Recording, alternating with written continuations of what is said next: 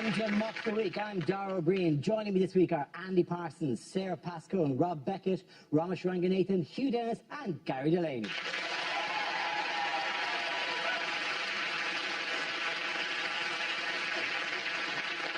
We start with a round call. If this is the answer, what is the question? On the board are 6 categories. Sara, which category would you like? Politics, please. Okay, the category is politics. The answer is oil, money and missiles. What is the question? Is that hashtag Iraq War spoilers? Actually, how is Chelsea Football Club funded? Is it the 3 things you need to get on the property ladder? Is it the rejected title for Tony Blair's autobiography? Oh. A lot of Blair fans here. Yeah, right. Is it the Middle East version of rock, paper, scissors?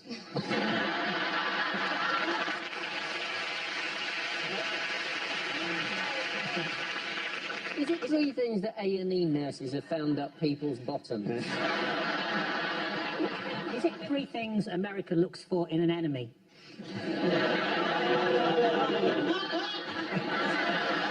What party are we getting into this show? People over there I'm really annoyed who are huge fans of Wars and Tony Blair. Is it, since I've grown a beard, what I'm most likely to be searched for at an airport? Is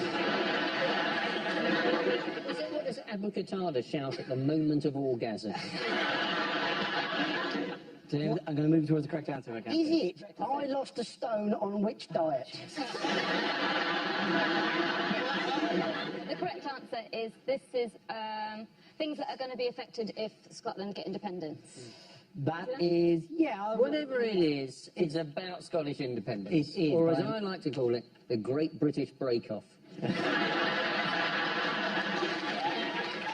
Yes, the question I was looking for was, what were 3 of the major issues debated during the run-up to the referendum on Scottish independence? Fierce debate has surrounded issues such as the value of North Sea oil reserves, the economic uncertainty that could follow a yes victory, and the removal of the UK's Trident nuclear submarines from Scotland. As we air right now, the polls have just closed and the votes are being counted, so we have no idea what the results are, but equally, we're probably less bound by the laws last week in terms of we can't influence the vote, so we are magically have 0 power and 0 information. It is an exciting time to do a topical news quiz. We can affect nothing and we have nothing to tell people. It really is magical. But it's the first time we're already as out of date as the programme is on Dave. Yes, it is.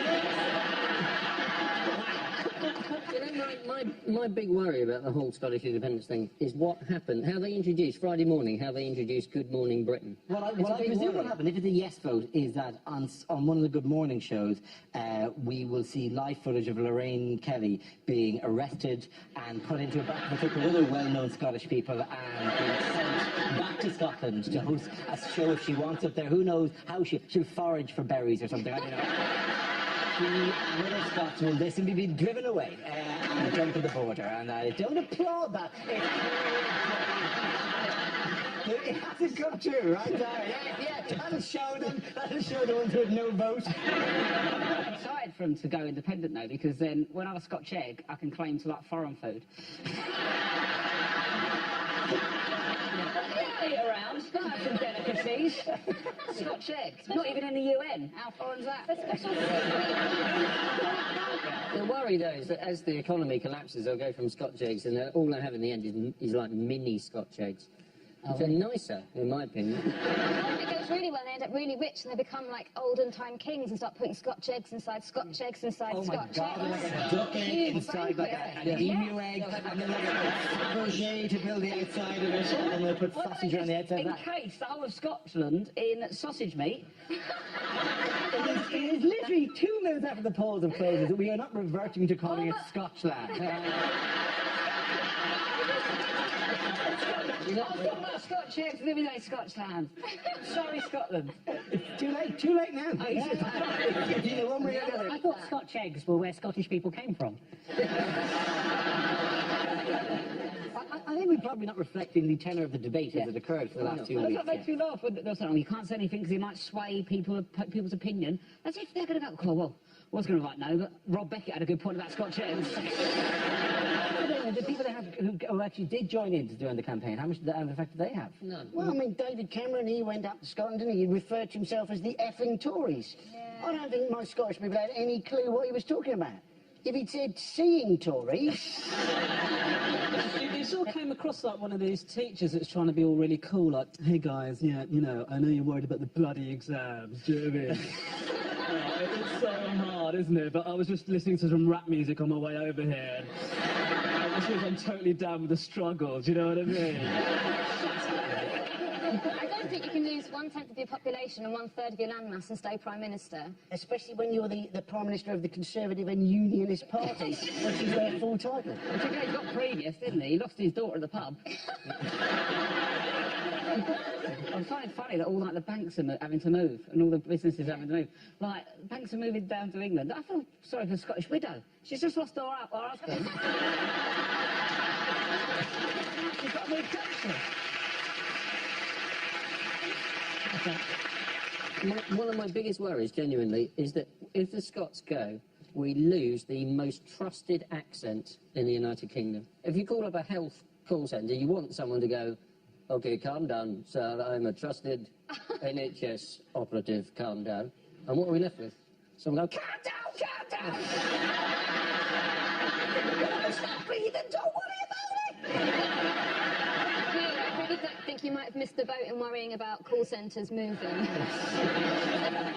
People keep talking about what will happen with Scotland's relationship to Europe if they get a yes vote. But what about if they really have enjoyed this process and so they leave the Great Britain and then they decide they want to leave Europe and then they decide they want to leave the world and they just become a second moon? Swim above. It's idyllic utopia. Would they still do Scotch eggs? Yeah. I think Scotland have to stay in the EU, because the very name, EU, sounds like a Glaswegian trying to start a fight. What knock-on effect could it have for the EU? Oh, well, Spain are worried about it, aren't they? Because they'll break up.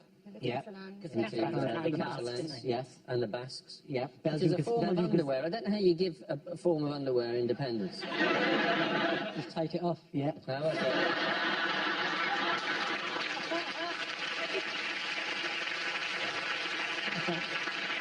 The shipping forecast's going to be a bit buggered, I think. That's going to have to change.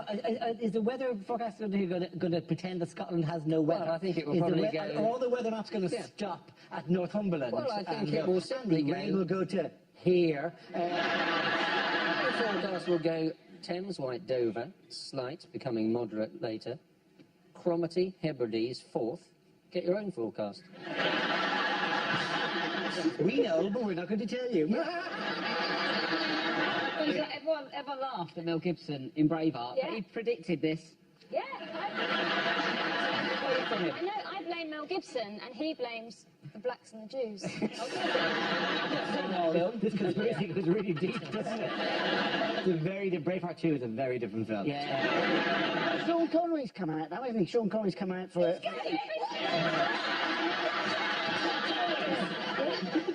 I'm not surprised. There's always one person when somebody says, "Oh, such and such is great." I knew. I always knew. I knew that him. Yeah. Sean Connery supports the Yes campaign, but doesn't want to live there. Because he's worried if he obviously lives there, it'll change the way he speaks, and it's going to ruin his vast array of accents. The two sides are saying two different things, aren't they? So the Well, no yes, campaign... yes and no.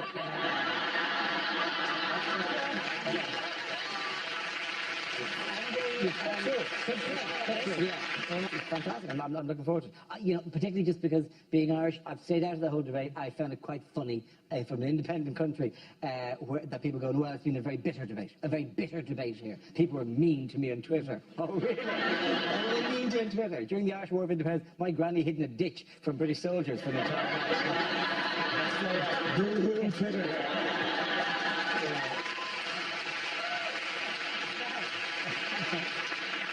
Meanwhile, what has George Osborne asked the public to design? Is it a plan for the economy? No, it's not. That's a really bad photo. It's a new pound coin. Yes, it is a new pound coin. It's Yes. a new pound coin, but they won't, because it's such a big thing, they're not going to decide, are they, before the referendum's over? No, And then they're going to have... because that'll and then be the design... tomorrow morning, so no. They're not coming out for a few years yet. Should we just not hedge our bets and put Charles on it? They talk about designing pound coins. They've been designing pound coins around my way for years. 20 for 15 quid if you're interested. They do their own. I'd like to think the forgers do their own designs. Yeah, they're banging. Oh yeah, that'll be one of mine. That'll be one of mine. Yeah. It should be something that reflects the status and value of the pound coin. That's what the design should be, shouldn't it? So I think the design should probably have a picture of like a shopping trolley on it, and on the other side it should say token.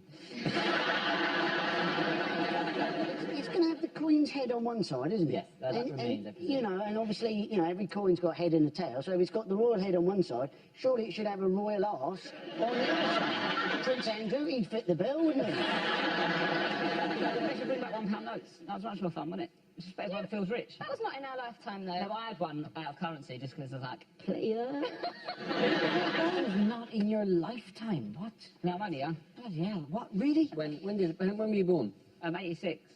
Yeah, it wasn't in your lifetime. How long have you been doing this show? I remember it was like Rory Bremner and Frank. Who are these children? I don't know. One day we'll be sitting in your seats telling people we met you.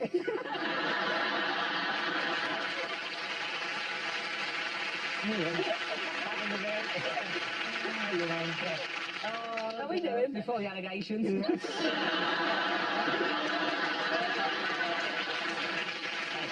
At the end of that round, the coin's got a Romesh and Delaney.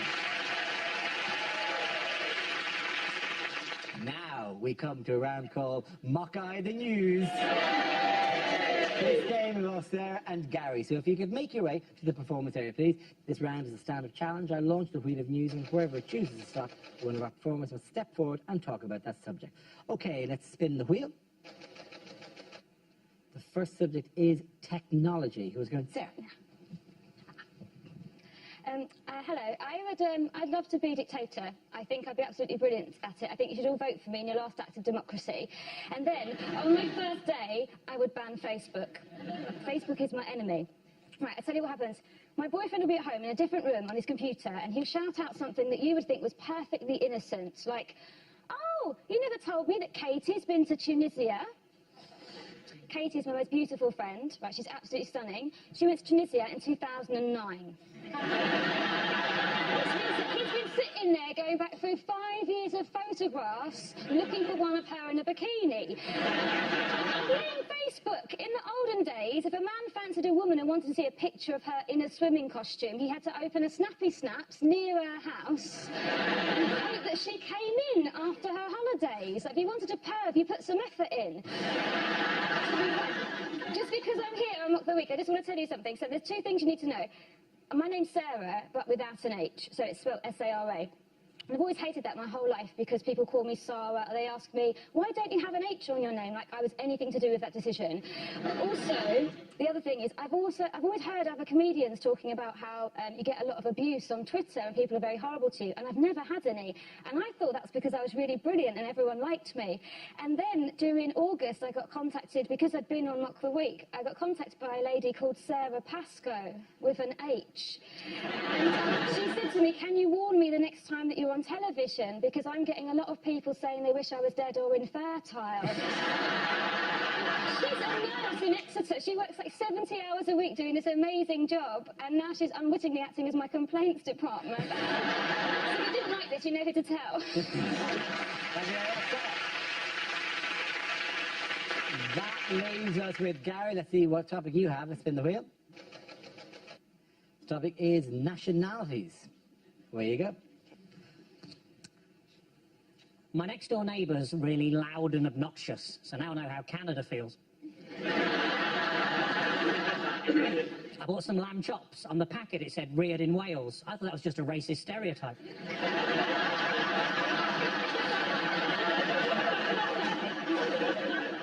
This morning I made a Belgian waffle. In the afternoon I made a Frenchman talk bollocks. In Scotland, the forbidden fruit is fruit. When England played Poland at Wembley, there was 30,000 Polish fans in the crowd. And I thought, well, fair play to them. If I'd built it, I'd want to have a look round as well.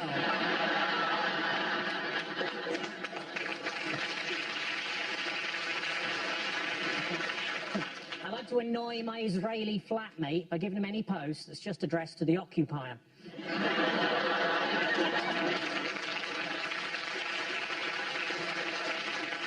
I was at an Italian zoo with a Christian friend of mine, so I thought, when in Rome, and pushed him into the lions. Nan's going to that suicide clinic in Switzerland, but don't tell her, it's a surprise. My granddad was killed by a Zulu. He was having a shit at Whipsnade and the roof collapsed.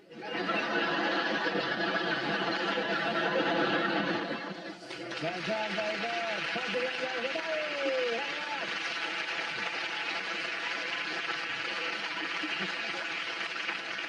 Our next round is called Picture of the Week. I show the panel a topic and image and ask them to tell me what's happening. So, what's going on here? That's Boris Johnson, and he's finally got enough rope to hang himself. This is from a series of photographs, I believe, called Characters of Britain. This is number 4, The Village Idiot. If you ever wanted a couple of Somali pirates to turn up, take him off. Is the captain saying, no, I said we need a massive anchor?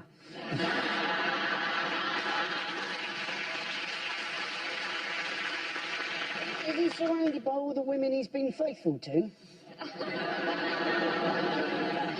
Is it Boris delivers Waterside Benny Hill tribute act? Is it Blonde Twat on a Boat? That was the name of your holiday album, wasn't it? Yeah. Do they know what it is? What the news story is? I think it's a news story about Boris Johnson. I'll give you that. This week, Boris in the news. Is it about him standing for election? It is, of course. Thank you very much, Rob. Well done. Rob Beck. Very good. Of course, that's right. It's a picture of the Mayor of London, Boris Johnson, who this week has been selected as the Conservative candidate for Uxbridge and South Ruislip for the 2015 general election. The people of Uxbridge and South Ruislip are already celebrating. Just getting a mention. People are worried about him being Prime Minister, saying he shouldn't have his finger on the nuclear button. But let's face it, if Boris saw a button, he'd be more likely to try and undo it than actually press it. It would probably change Scotland's view of Trident if it was Boris who was in charge of Trident. They'd probably go, yeah, we'll just look after it here. Probably at its best here. We'll take it offline and just leave it here to Glasgow. It's nice and safe. Is it a good idea, him wanting to be Prime Minister? I mean, the rate we seem to be losing countries at the moment, Mayor of London might be the biggest job going, mightn't it? You can't have him leading the country. Do me a favour, we can't even lead a conga line. Lost somewhere. It's a massive insult to Ed Miliband, though, isn't it? Just like, we could put any old shit in, mate, and you're not going to have a chance. Hitler and Boris, they're both Eton, both Oxford, both Bullingdon. Yeah. One of them's really popular, right? And the other one is supposedly out of touch. Maybe David Cameron, instead of getting out of bed, trying to be this sort of clean-cut family man, what he needs to do is get out of somebody else's bed, put his suit on in a hedge. If he's got a canvas, he's got to get votes, hasn't he? So if someone that famous turned up at your doorstep, right, and wanted your vote, you would have fun with them, wouldn't you? If he turned up, you would go, yeah, I've never voted Tory. Go on. Say whiff-weff. Go on that bike, fall off it. He's a shagger, though, isn't he? He's had at least 3 affairs. And you think, what are the tabloids waiting for? Paddy Ashdown had one affair, got known as Paddy Pantsdown. What are they waiting for, given that Boris's surname is Johnson and his initials are BJ?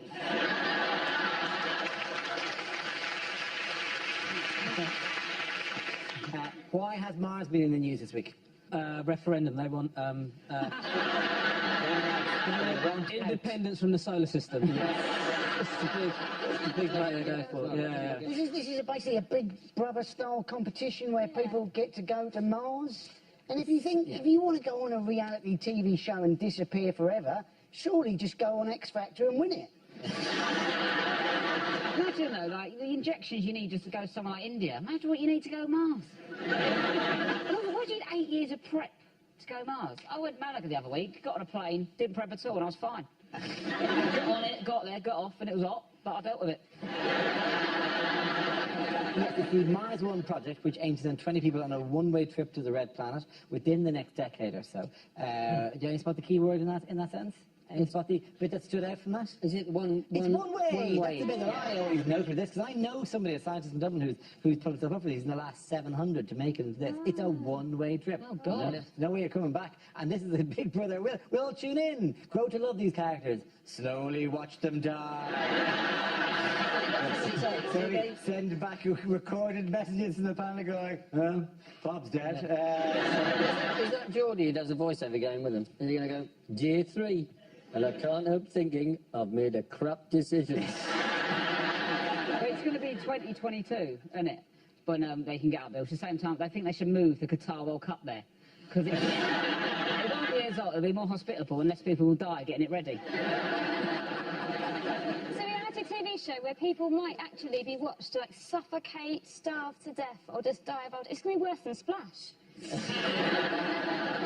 So there'll be a lot of people that play this, like, well, I'm a astrobiologist. Well, I'm an intergalactic geologist. I'm Terry! A little bit of DJ in the weekend, event management. I'm the Vibe Master! And what the rocket is on the thing, just here. This grime coming out of it. Terry, turn it off! No! No cheat. Voice for idiots. This is a class war, people. I'm Teddy the Welsh DJ. That's it now. I'm going to bring the vibes to space. Keep it so much longer. Keep doing that Welsh accent, Romesh will be offended as well. Part Welsh. But the things that they want to do it in teams of 4, and they want each of those 4 people to come from a different continent. Because it's not difficult enough being up on Mars. Let's throw a language barrier in there as well. There is a famous story of a Russian cosmonaut. There were 2 of them up on the Mir space station at one stage, going for 6 months, just the 2 of them, and they really couldn't get on, didn't get on at all, right? And they were at opposite ends of the space station. Imagine the atmosphere. And it was and one of them said, I contemplated suicide while I was up there, God. but you can't hang yourself in space. I'll do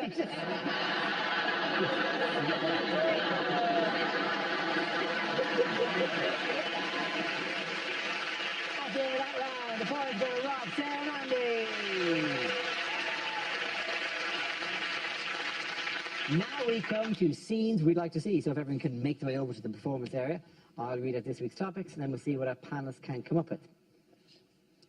The first subject is unlikely things to hear at an award show. And the Oscar goes to a prison in South Africa.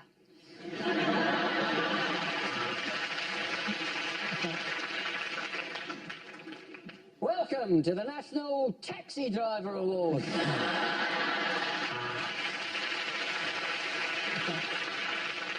And the winner of Spiritualist Medium of the Year goes to... I'm getting a D. David, Duncan, Trevor it is. And the Pride of Britain Award goes to Scotland.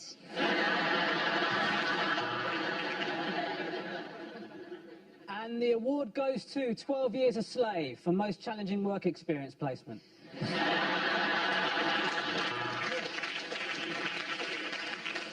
And the award for most dramatic pause in a award ceremony goes to...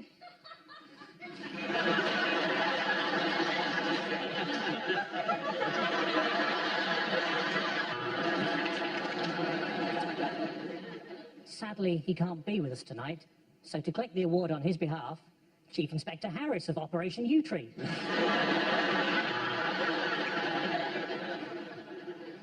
And the prize goes to Dawn of the Planet of the Apes. Unfortunately, Dawn couldn't be here tonight, so... In order to collect the prize, please welcome Sharon of the Planet of the Apes.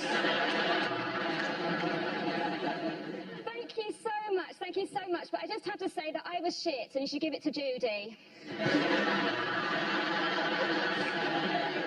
And the award for most disappointing sound effect in a TV show goes to...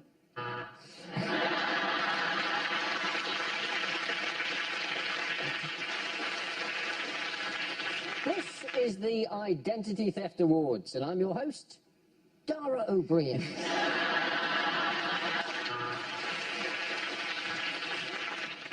And a spectacular entrance from Lady Gaga. She should probably cover that up.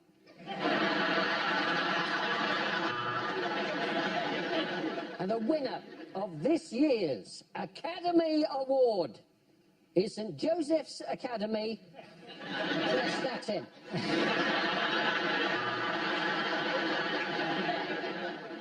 And here at the SatNav Awards, we'd like just to take a moment to remember the people we've lost this year.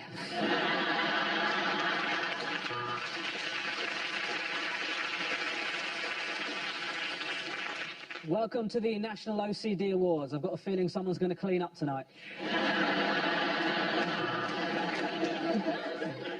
Thank you for awarding me Sexual Fetishist of the Year.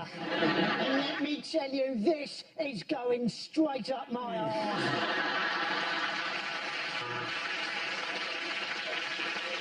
Okay, the next topic is unlikely lines from a romantic novel.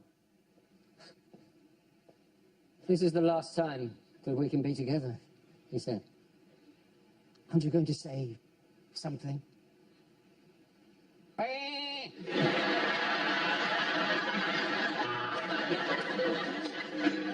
Yes, yes, yes, cried Alex Salmond.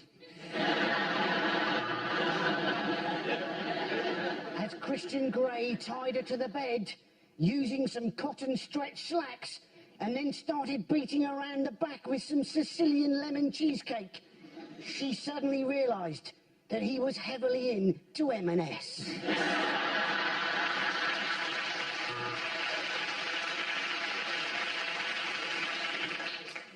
It's for you, she said. My hair. In a locket. Oh, fuck it. I wanted that cough sweet.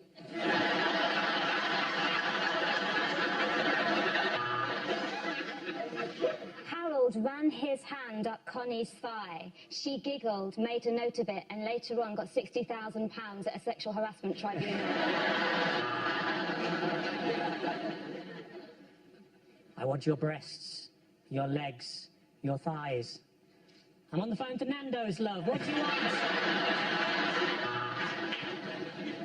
He searched her eagerly with his tongue, its tip exploring every crevice, every orifice. God, he loved being a customs officer.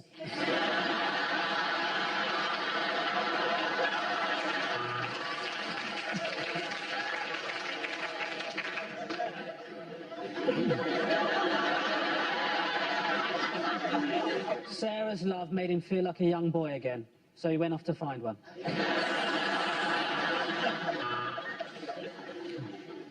She found him on Tinder and lost him on Grindr. When she was in the shower, he went through her iPhone and found something disgusting. She came out as he was leaving. Come back! It wasn't me. They gave them free to everyone. I'd never download a U2 album.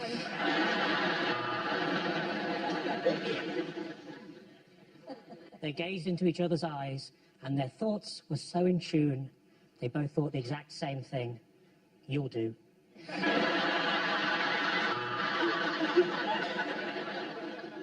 Sean knew that the love of his life had to have a good sense of humour, because while she was laughing, she wouldn't be watching her drink. Sean, it's not even me, for Christ's sake.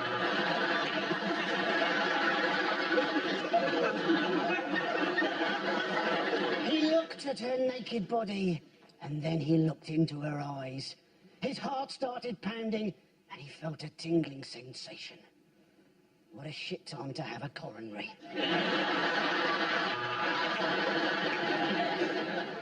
For the first time in her life, she reached a shuddering orgasm. She had no idea that such a thing could happen if you leant against the hot point during the spin cycle.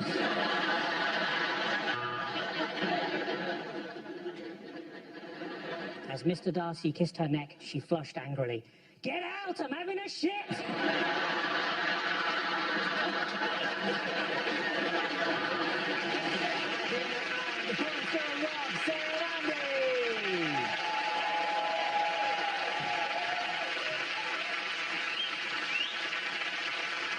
That's the end of the show. This week's winners are Andy Parsons, Sara, Pascoe and Rob Beckett.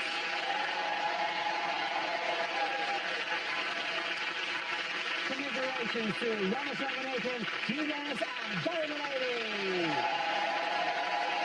Thank you for watching, I'm Dara Breen. Good night.